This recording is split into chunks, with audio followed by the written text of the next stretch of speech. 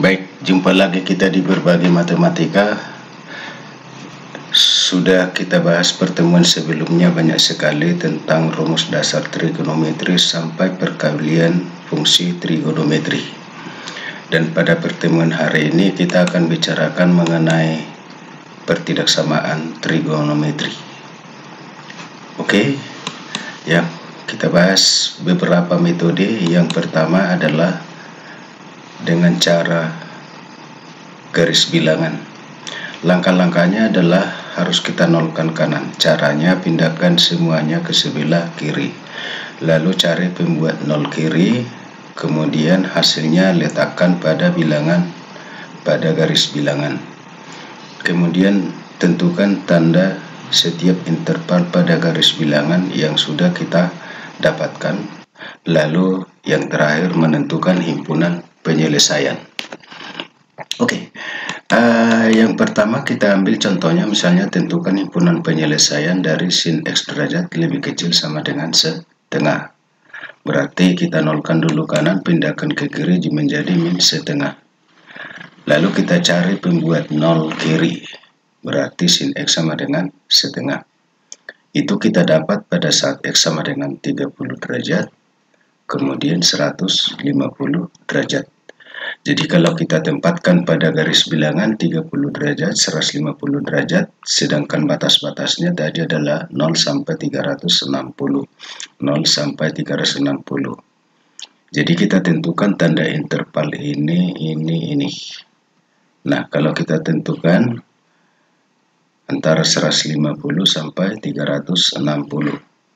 Kalau kita ambil misalnya contohnya 300, berarti sinus 300 sama dengan min setengah akar 3. Berarti tandanya adalah negatif. Kita hanya butuh tandanya saja. Kemudian 30 sampai 150. Nah, kalau kita ambil misalnya 90 derajat, berarti sinus 91. Jadi 1 kurang setengah, berarti setengah. Berarti tandanya positif. Kemudian di sini kalau sinus 30 sama dengan setengah akar setengah, ya. Berarti setengah. Kalau lebih kecil dari sini berarti lebih kecil dari setengah. Berarti bilangan yang lebih kecil dari setengah dikurang setengah berarti hasilnya akan negatif. Jadi berarti himpunan penyelesaiannya adalah X antar dari 0 sampai 360 atau dari 150 sampai 360. Nah, itu kalau dengan menggunakan metode garis bilangan. Bisa juga kita cari dengan menggunakan metode menggambar kurva dari pertidaksamaan. Sebagai contohnya, misalnya tentukan himpunan penyelesaian dari sin X kecil sama dengan cos X pada X dari 0 sampai 360. Nah, jadi kita gambarkan sin X, kita gambarkan cos X pada interval 0 sampai 360. Jadi kalau kita lihat yang ini adalah Y sama dengan cos X. Jadi yang berikutnya adalah Y sama dengan sin X. Kalau kita lihat bahwa dari 0 sampai 45 derajat, bahwa sinus itu berada di atas kosinus. Ini kosinus, ini sinus. Sedangkan pada 45 sampai 225, ya, sinus di atas. Kembali lagi 225 sampai 360, kosinus di atas.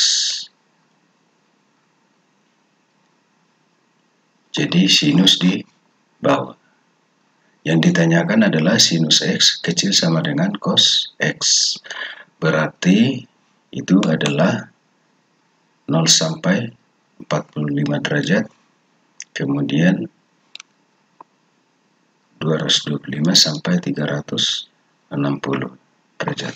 Jadi semudah itu sebenarnya menentukan himpunan penyelesaian dari pertidaksamaan trigonometri.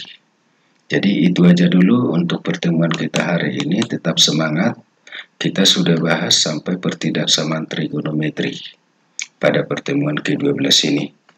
Pada pertemuan berikutnya kita akan coba bahas semuanya ini dalam rangkaian soal-soal SBMPTN.